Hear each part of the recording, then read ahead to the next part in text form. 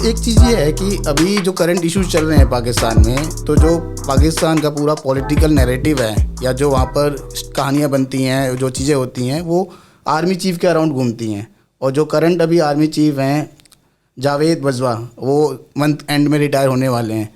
तो आपको क्या लगता है नेक्स्ट जो पाक आर्मी चीफ होंगे वो किस तरह के होंगे, या क्या उनकी पॉलिसी हो सकती हैं अगर नहीं होंगे तो? अभी खबरें ये आ रही हैं, लेकिन कंफर्म नहीं है ये, कि जनरल आसिफ मुनीर वहाँ पे अगले आर्मी चीफ बनने वाले हैं। ये 4 स्टार जनरल हैं, अभी इनका प्रमोशन हुआ है 4 स्टार जनरल के उससे। जो कुछ एनालिस्ट ये कह रहे हैं कि ये कमर जावेद बाजवा वहाँ यूएस में गए थे और एक्चुअली इनको एक्सटेंशन चाहिए। यहाँ तक कह रहे हैं लोग कि इमरान खान इसका प्लेयर है एक तरह से, कमर जावेद बाजवा की। अगर इमरान खान आता है तो वो इसको एक्सटेंशन दे देता। लेकिन अभी कल परसों आप देखेंगे तो इनकी मीटिंग हुई है नवाज शरीफ की और शहबाज शरीफ लंदन में गया था। सो दैट्स वाई इन्होंने ये कहा है कि ये बाजवा नहीं चाहिए और कोई भी चलेगा। तो एक्सटेंशन मिलने के चांस बहुत कम लग रहे हैं, और ये तभी हो सकता है जब ये मार्शल लॉ लगाए। लेकिन मार्शल लॉ की यूएस इनको इजाज़त नहीं देगा। It will be A PR disaster for the US. मुझे नहीं लगता, आई थिंक ये इमरान खान के वो सपोर्ट करता होगा बाजवा, क्योंकि अभी थप्पड़ बजाया था ना इसका इसने। देखिए, पाकिस्तान वाले बेइज्जत आदमी हैं, इनकी कोई इज्जत नहीं है। इज्जत इनके लिए इज्जत आनी जानी चीज़ है, पैसा इंपॉर्टेंट है। और दुबई लंदन में फ्लैट। तो एक अभी जैसे इंटरनेशनल सिचुएशन चल रही है, यूक्रेन रशिया के बीच में वॉर हो रहा है, तो अक्सर लोगों के बीच में एक ये बात है कि अगर पाकिस्तान इंडिया के बीच में दोबारा होता है, और जाहिर सी बात है होना है कभी ना कभी, इनेविटेबल है, तो 2 फ्रंट वॉर की एक स्टोरी चलती है कि एक फ्रंट पे पाकिस्तान, एक फ्रंट पे चाइना होगा। तो ये 2 फ्रंट की स्टोरी रियलिस्ट है या वाकई में कुछ इशू है इसमें? देखिए, हमें ना एक ये साइकोलॉजिकल बीमारी हो रखी है कि हमें ऐसा लगता है कि चाइना बहुत पावरफुल है। 1962 वॉर के बारे में जिसको भी पता है, लॉजिस्टिकली इंडिया ने अपनी एयरफोर्स यूज़ नहीं करी थी। सबसे बड़ा ब्लंडर था ये, 1 नंबर का।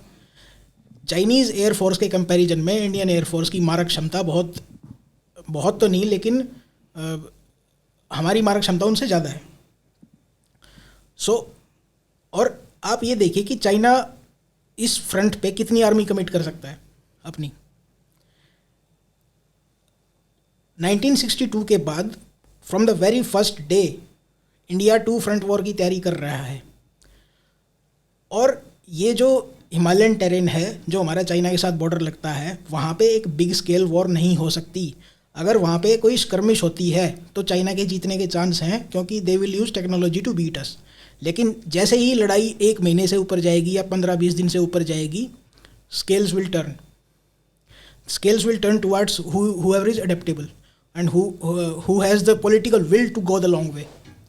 So अगर आप चाइना के पॉलिटिकल इससे देखेंगे तो उनको इंडिया के साथ लड़के अपनी 100 साल की प्रोग्रेस का सत्यानाश नहीं करना।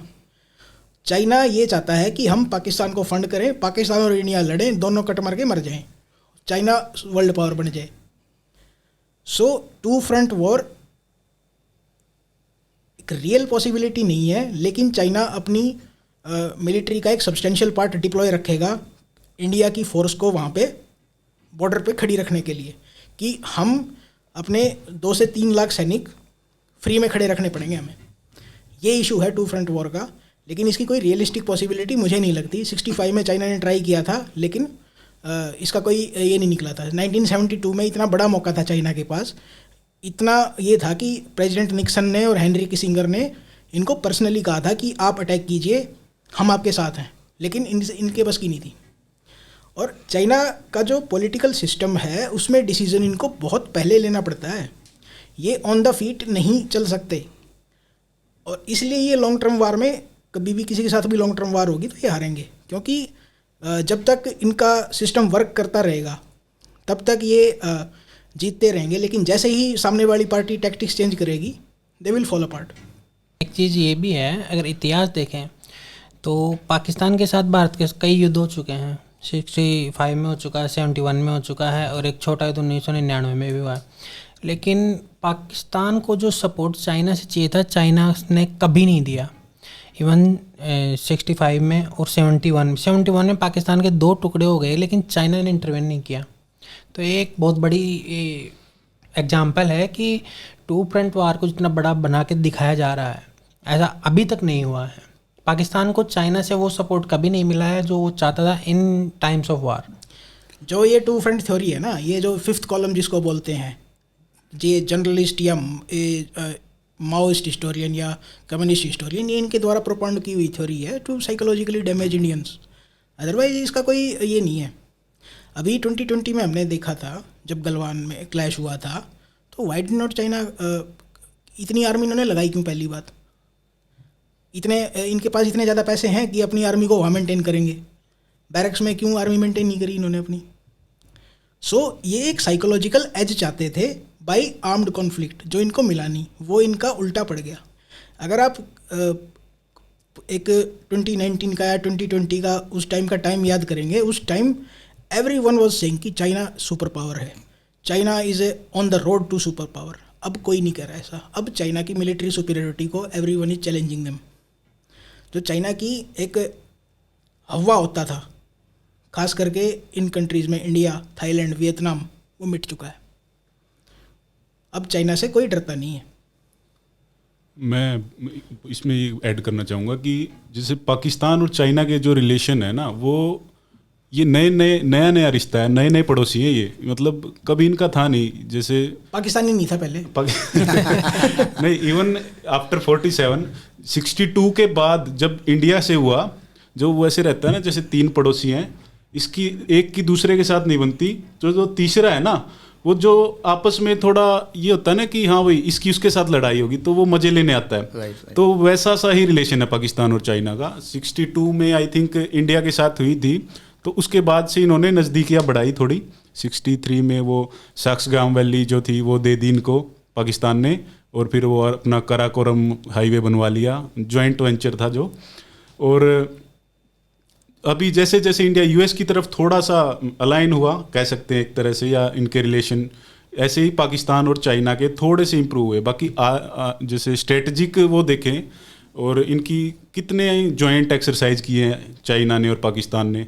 इनका मिलिट्रीलियल इतना वो नहीं था कि ये साथ में है, दोनों अच्छे हुए हैं। वैसे भी मीन्स जो एक तरह से वो देखते हैं ना कि पाकिस्तानी आर्मी और चाइनीज आर्मी वो मतलब इतने पसंद नहीं करते एक दूसरे को, तो टोटली डिफरेंट है। एक दूसरे का इक्विपमेंट भी पसंद नहीं करते। पाकिस्तान आर्मी चाइनीज़ इक्विपमेंट को बिल्कुल एक वो कर देते, रिजेक्ट कर देते हैं कि ये चलते तो है नहीं, तुम्हारे ड्रोन नहीं चलते, इनके इंजन सीज हो जाते हैं। तो इनका कोई इतनी सिनर्जी नहीं है। और पाकिस्तान की कोई इंडिपेंडेंट पॉलिसी नहीं है। पाकिस्तान की पॉलिसी वो है जो एंटी इंडिया हो। अगर इंडिया एक्स कहेगा तो पाकिस्तान -X कहेगा। और बात रही इक्विपमेंट की, तो अभी हाल में एक इंसिडेंट हुआ था कि इंडिया की तरफ से मिस्टेकनली एक मिसाइल छूट गई थी, जिसका पाकिस्तान को भी नहीं पता चला था।